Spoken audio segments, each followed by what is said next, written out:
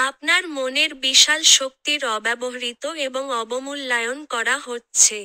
জীবনকে একত্রিত করার জন্য প্রচুর শক্তি ব্যয় করার ফলে আপনি লক্ষ্য করতে ব্যর্থ হন যে এই শক্তি আপনার জন্য কতটা ক্ষতিকর।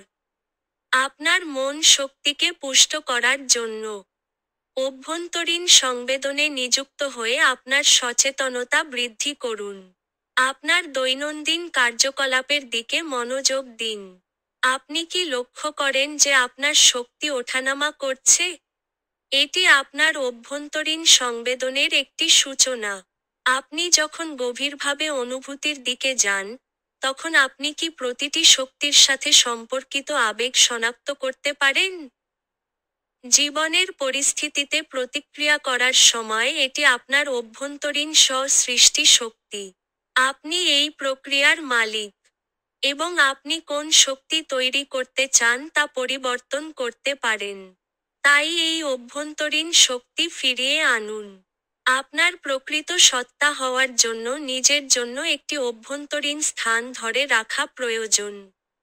চাপ এবং প্রত্যাশা এই অভ্যন্তরীণ স্থান থেকে বিচ্যুত হওয়ার উদাহরণ।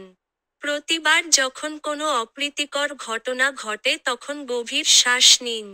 লক্ষ্য করুন যে কিভাবে শিথিলতা আপনাকে বুঝতে সাহায্য করতে পারে যে আপনার প্রতিক্রিয়া কি উদ্দীপিত করছে। আপনি যখন এটি পরিচালনা করেন, তখন আপনি অপ্রীতিকর অনুভূতিও মুক্ত করতে পারেন। মনে রাখবেন যে আপনার দ্বারা ভালো শক্তি তৈরি হতে পারে যখন আপনার প্রতিকূল শক্তি মুক্তি পায়। যদি তুমি আচার অনুষ্ঠানের সরঞ্জাম ব্যবহার করো, তাহলে এগুলো তোমার প্রতিকূল শক্তিকে প্রশমিত করার জন্য অস্থায়ী এবং তুমি যে শক্তি তৈরি করেছ তা থামাতে পারবে না।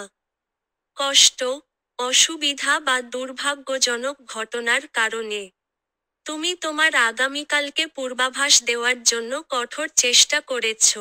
অগ্রগতিতে, তুমি একাকী, তিক্ত বা বিদ্বেষপূর্ণ হয়ে পড়ো। এই আবেগের সাথে তোমার পরিবেশ তোমার মতো হয়ে ওঠে। অপ্রীতিকরতাকে ঘুরিয়ে দেওয়ার জন্য কোন ভালো শক্তি তা তুমি বুঝতে পারোনি। এটি সম্পর্কে সক্রিয় হতে হলে তোমাকে নিজের ভেতর থেকেই শুরু করতে হবে। জীবনের কিছু অভিজ্ঞতার প্রতি তোমার নেতিবাচকতা, যেমন বিচার এবং বিরক্তি, পরিবর্তন করার জন্য তুমি কি করতে পারো? সতর্ক থাকুন যে প্রথমে নেতিবাচকতা মুক্ত না করে তুমি কেবল ইতিবাচকতার উপর মনোনিবেশ করতে পারবে না, অন্যথায় নেতিবাচকতাকে দমন করা বা উপেক্ষা করা একদিন বিস্ফোরিত হবে। তুমি হয়তো ইতিমধ্যেই এটি অনুভব করেছ। কালো মেঘের তোমার প্রতি কোন আগ্রহ নেই এবং তবুও তোমার চিন্তাভাবনা এটি দ্বারা আচ্ছন্ন। তোমার মধ্যে এত বিশৃঙ্খলা রয়েছে যে তুমি বাস্তবতাকে সবচেয়ে সত্য আকারে প্রক্রিয়া করতে অক্ষম। অতএব, তুমি প্রায়শই উদ্দেশ্যের ভুল ব্যাখ্যা করো। তুমি হয়তো ভাবতে পারো যে তুমি বিশ্লেষণাত্মক, কিন্তু এটি তোমার খণ্ডিত আত্মার একটি অংশ মাত্র। যখন তুমি স্বীকার করো যে তোমার প্রতিটি চিন্তা প্রক্রিয়ায় তোমার আবেগগত দিক জড়িত, তখন তুমি আরও সম্ভাবনার জন্য উন্মুক্ত হতে পারো এবং ভিন্ন উপলব্ধি অর্জন করতে পারো। যখন তুমি তোমার বর্তমানকে গ্রহণ করো তখন তুমি আসল তুমি নও।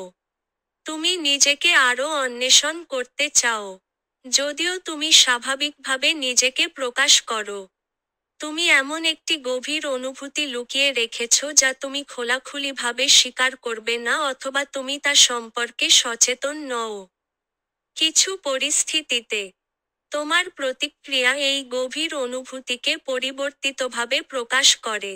এটি একটি ভালো মিথস্ক্রিয়া বা সুস্থ জীবনযাপন নয়। এই গভীর অনুভূতি অন্যায়, বিশ্বাসঘাতকতা এবং শোকের মতো মানসিক ক্ষত থেকে আসে। যদি তুমি আরোগ্য কামনা করো, তাহলে সাহসের সাথে আরোগ্য লাভের জন্য তোমার অতীতকে পুনর্বিবেচনা করতে হবে। যদি তুমি আরোগ্য কামনা না করো, তাহলে তোমাকে সৎভাবে নিজেকে জিজ্ঞাসা করতে হবে, এই বোঝা এবং এমনকি একটি আঘাত বহন করা কি মূল্যবান? আমি কি সত্যিকারের সুখ কামনা করি?